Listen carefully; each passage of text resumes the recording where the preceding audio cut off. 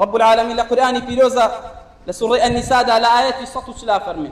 وقد نزل عليكم في الكتاب أن إذا سمعتم آيات الله يكفر بها ويستهزأ بها فلا تقعدوا معهم حتى يخوضوا في حديث غيره إنكم إذا مثلهم إن الله جامع المنافقين والكافرين في جهنم جميعا. رب العالمين فرمي پروردگار رب العالمين لكتاب جوانك يخويا لقرآن بو ويدا بزاندو تخواروا اگر لمجلسك دانيشتن اگر لشوينك ابون لكورس منارك ابون لهولك ابون اگر كفري اكرا برانبر بآياتكان رب العالمين كسك شخصك لم مجلسيا سكايتي اكر برب العالمين كفري اكر برانبر بآياتكان برانبر بحديثكان رسول الله صلى الله عليه وسلم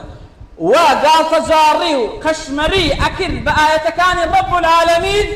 رب العالمين أفرمي لقل يان دامنيشن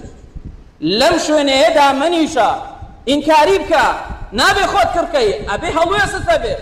أبي هلوية صور بقري أبي إنكاري بكي وإن جا نابي لمجلسة دابنشي أبي مجلسة كجيبي رب العالمين أفرمي تا أم باسو خواصية أقورنا أي أقر نتواني إنكاري كي وهلش نساي هر لما مجلس دانشتي رب العالمين فرمي إنكم إذا مثلهم أفرمي وش وكوان حسابا وش همان سزا وعقوبة وحكمي وانتان هي وكوان كافر بباورا كاكا من ناكري منك لهولك عذابني شم كياسايك ريسايك برنامجك بأمر ودرس دجي دينا كم دجي خواب يغنبرا كم نتوانا بيقورم إجاداش بنيشم بلا مصلحتي مسلمان لودا كراد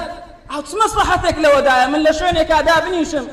جرأتكم نبي غيرتكم نبي بتوانم أم سكايتي وأم غاطة جاري ومنكري بقورم آواش حاشاكم شون الله بحيسي دابنيشم لو شوني مسلمان نبي لو شوني دابنيشم شوك أو كسيك وكفرك أكا